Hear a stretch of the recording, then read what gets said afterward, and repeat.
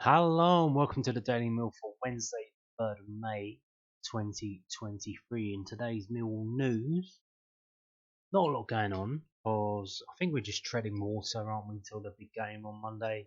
But there are bits and pieces. Obviously, the two main Millwall papers, South London Press and Southern News, they put stuff out every day, so they have to find stuff to put out.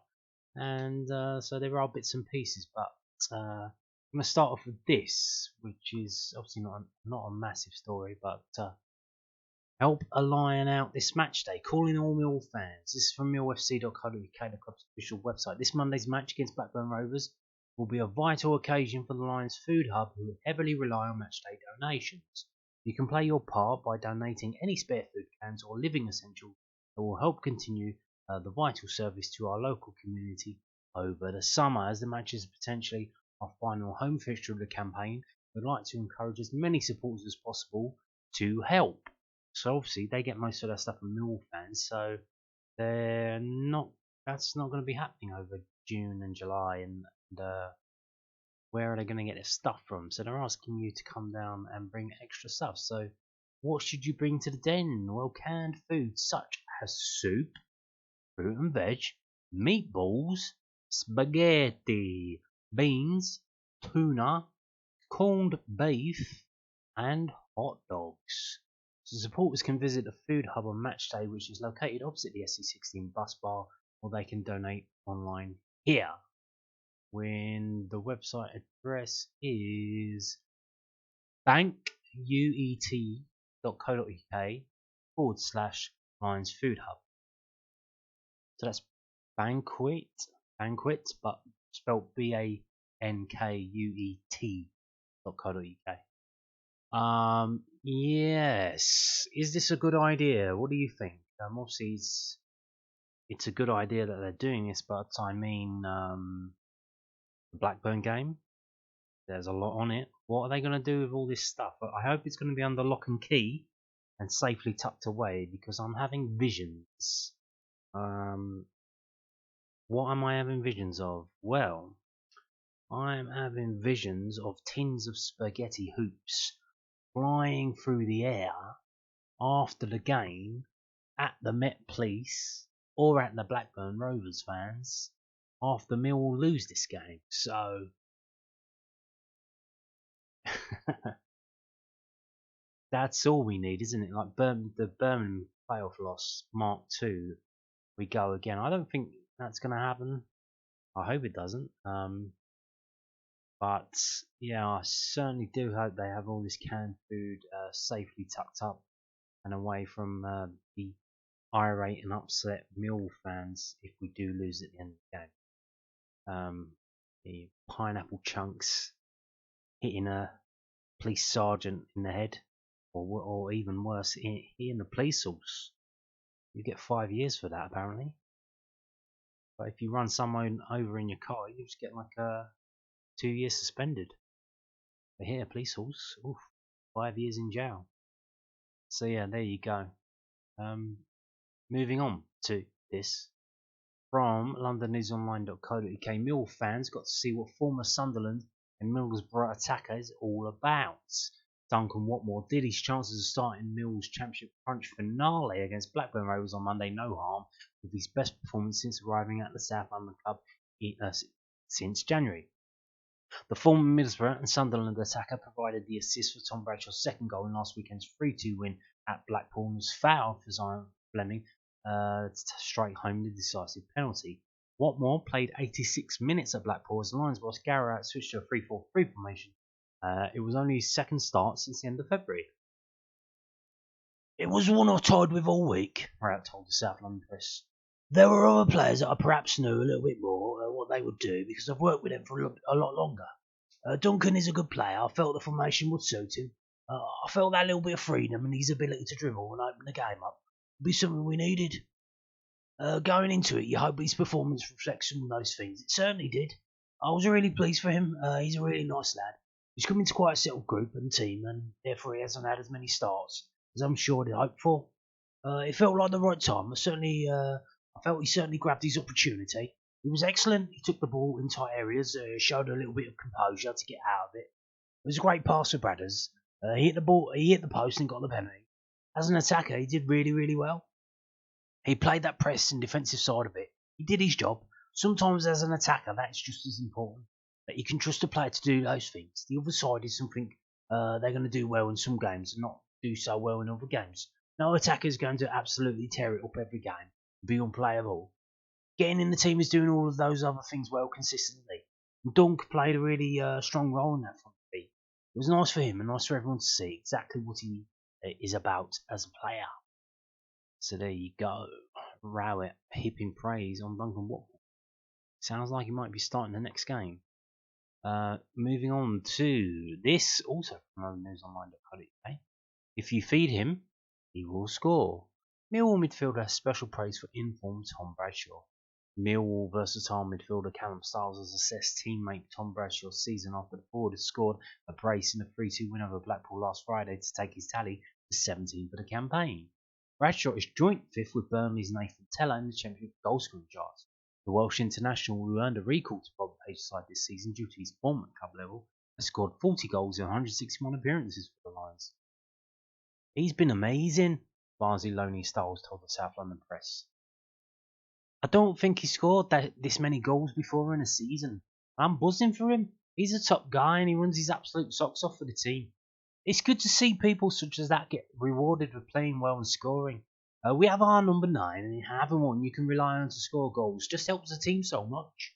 If you feed him, he'll score. It's a good feeling to have. It's a similar scenario to hunting and being hunted. He's never done these numbers before, so there's no expectation on his back to hit 20 goals a season every season. Obviously, as a striker, that's what you aim to do. Everyone is getting behind him and knows that he's in form and can score. We just have to deliver for him and put our confidence in him that he will score. So there you go. There's Callum Styles praising Tom Bradshaw. A lot of praise going around today. So here we go. What's happening here? This is also from LondonNewsOnline.co.uk. 3 in a row. Ding, ding, ding. Millwall boss admits it was a bit of a toss-up on one of his selection calls at Blackpool. Gary Rowett has described it as a bit of a toss-up when it came to choosing between Callum Styles and Scott Malone at left back, wing back in Millwall's win at Blackpool. Okay. Hungarian international Styles on a season-long loan from Barnsley started the fixture at Bloomfield Road. Malone, due to be out of contract at the end of June, replaced him for the final 9 minutes of normal time and then a lengthy stoppage period. Rowett switched to a 3-4-3 formation for this match. It was a bit of a toss-up because both have played right wing back very effectively, Rowett told the South London Press. Scotty's predominantly more of a wing back anyway, and Styles has played there for a whole season with Barnsley. So you can argue he's probably played that more than any other position. I just felt we needed a little bit of something fresh in those wide areas. I don't know if you remember, but we did it early season. We hit a little bit of a lull with our performances, and I think I put Shacks and Styles in as wing backs and both performed really well. A different spark about them, and that was it really. It wasn't anything other than that. I'd have happily played Scotty there, not bad an eyelid. It was just a toss-up between two players, a bit like a lot of the other positions. It's like the forward one. I could have played Vogie, Berkey, Mason or Tyler. I could have played so many different players in the top end of the pitch. Sometimes you look at what the game needs and you just have a little feeling of what you think is going to require. Sometimes you just have to go with that. I think Callum Styles is head and shoulders above Scott Malone. So I don't think he's a toss-up at all. Now Scott Malone has in recent games been playing at fullback. He's not really a fullback. He's a wingback, so it was weird that Gary changed the formation to include a wingback and then dropped Scott Malone. But I'm very pleased that he did. I don't hate Scott Malone. I don't not any bad feelings towards him. I think he's been a decent player, but he's certainly on the decline now. So yes, bit of a toss up. Not really. So we're going to end the video now by talking about the loans, the Loanwatch. Gilmore ends loan spell with playoff defeat. Yes, but not the playoff you're thinking of. It's a different kind of playoff. So Jordan Gilmore's loan spell ended with a relegation for Vickers, Crayford and Dartford Athletic last weekend as they were defeated by Phoenix Sports in the Isthmian League relegation playoff final. Aha, indeed. In the most local of local rivalries, with just 0.6 miles separating the two clubs. Well, there are more local rivalries with two teams that are ground sharing. That would be what, 0.0 miles. And nevertheless, Phoenix were 1-0 winners, condemning VCD to life in the tier below for 23-24. In Scotland, meanwhile, Alex Birchall awaits a resumption of the Cinch Premiership campaign with a post-split fixtures now announced. Well, they want to get on with it. Like it's the 3rd of May. Like how long are they going to go? The Saints will play 5 more times, beginning with a visit of Dundee United on Saturday, the 6th of May. They've got 5 more weeks of football, or are they going to do midweeks? Holy shit, just end it, will ya? Just hurry up. Celtic have won the league, haven't they? They run away with it. Just crack on, will ya? What are you waiting for? What are you waiting for? So let's have a little look at VCD Athletic. Now, this is it's a relegation playoff final. I remember back in the day, many years ago in the 90s,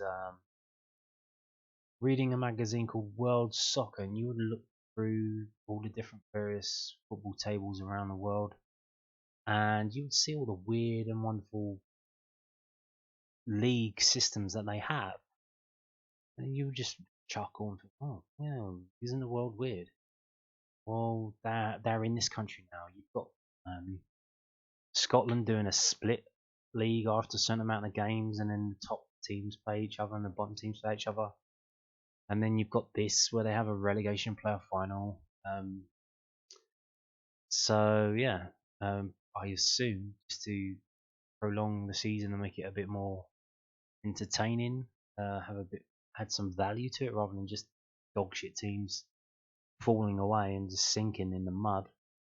They had a relegation playoff, so not the team that you see there. So VCD were at home to Phoenix Sports. Phoenix Sports are in the league below, so it's like the team from the league below plays the team from the league above, and they try and beat them to take their place. If they beat them, they take over and take their place, which I suppose is a good idea, because like if you're gonna be at that level, you want to play a team at that level, and if you beat them, well, then you deserve to be at that level. So why not get promoted? I assume it's fair enough. Fair enough. Why not? So yeah, they lost 1-0, and they're now going to be relegated. I don't know what league that is then, because they're already in Isthmian League South East of it. So where will they go now? I don't know. I'm not too sure, because they've changed it all around since I used to see all this stuff. And you can see there, look at that. That's their league form since so they were at the top of the table after about 9 games, and they just collapsed. Very weird. Very weird. Anyway, so moving on to this. So Jordan Gilmore played. They've listed him here twice under the number 24 and under number 28. So he's actually played 16 times for them. So obviously got some decent experience. Seems to have had a tough time with it. Not many clean sheets, 1 or 2, but see, situation is not the best. But yeah, hopefully he did okay, and we'll see. What happens in the future. And on that note, thank you for watching, and goodbye.